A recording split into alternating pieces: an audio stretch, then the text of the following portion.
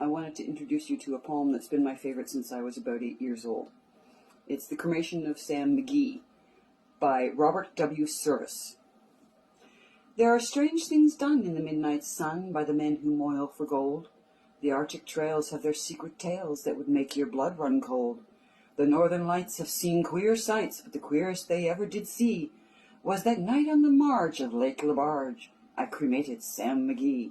Now Sam Mcgee was from Tennessee, where the cotton blooms and blows. Why, he left his home in the southern to roam around the pole, God only knows. He was always cold, but the land of gold seemed to hold him like a spell, though he'd often say in his homely way that he'd sooner live in hell. On a Christmas day we were mushing our way over the Dawson Trail. Talk of your cold, through the parka's fold it stabbed like a driven nail. If our eyes we'd closed and the lashes froze till sometimes we couldn't see. It wasn't much fun, but the only one to whimper was Sam Mcgee. And that very night, as we lay packed tight in our robes beneath the snow, the dogs were fed and stars overhead were dancing heel to toe. He turned to me, and Cap, says he, I'll cash in this trip, I guess. And if I do, I'm asking that you won't refuse my last request. Well, he seemed so low that I couldn't say no. And then he says with a sort of moan, "'Tis the cursed cold that has got right hold till I'm chilled clean through to the bone. Yet 'tain't being dead, it's my awful dread of the icy grave that pains. So I want you to swear that foul or fair, you'll cremate my last remains." A pal's last need is a thing to heed, so I swore I would not fail.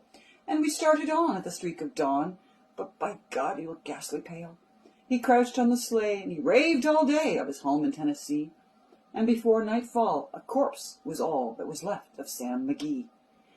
There wasn't a breath in that land of death, and I hurried horror-driven, with the corpse half hid that I couldn't get rid because of a promise given. It was lashed to the sleigh, and it seemed to say, "You may tax your brain in bronze, but you promised true, and it's up to you to cremate those last remains." Now, a promise made is a debt unpaid, and the trail has its own stern code. In the days to come, though my lips were numb, in my heart how I cursed that load. In the long, long night, by the lone firelight, while the huskies round and ring howled out their woes to the homeless snows, oh God, how I loathed that thing! And every day that quiet clay seemed to heavier and heavier grow. And on I went, through the dogs were spent, and the grub was getting low. The trail was bad, and I felt half mad, but I swore I would not give in, and I'd often sing to that hateful thing, and it hearkened with a grin. Till I came to the marge of Lake Labarge, and a derelict there lay. It was jammed in the ice, but I saw in a trice it was called the Alice May. And I looked at it, and I thought a bit, and I looked at my frozen chum. "Then here," said I, with a sudden cry, "is my crematorium." Some planks I tore from the cabin floor and lit the boiler fire. Some coal I found was lying around, and I heaped the fuel higher. The flames just soared, and the furnace roared, and such a blaze you seldom see. And I burrowed a hole in the glowing coal, and I stuffed in Sam Mcgee. Then I made a hike, for I didn't like to hear him sizzle so. And when the heavens scowled, and the huskies howled, and the winds began to blow, it was icy cold, but the hot sweat rolled down my cheeks, I don't know why, and that greasy smoke in an inky cloak went streaking down the sky. I do not know how long in the snow I wrestled with the grisly fear, but the stars came out, and they danced about, ere again I ventured near. I was sick with dread, but I bravely said, "I'll just take a peep inside.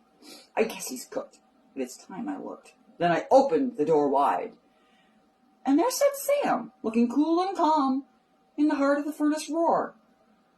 And he wore a smile, you could see a mile, and he said, "Please close that door. It's fine in here, but I greatly fear you'll let in the cold and storm. Since I left Plumtree down in Tennessee, it's the first time I've been warm."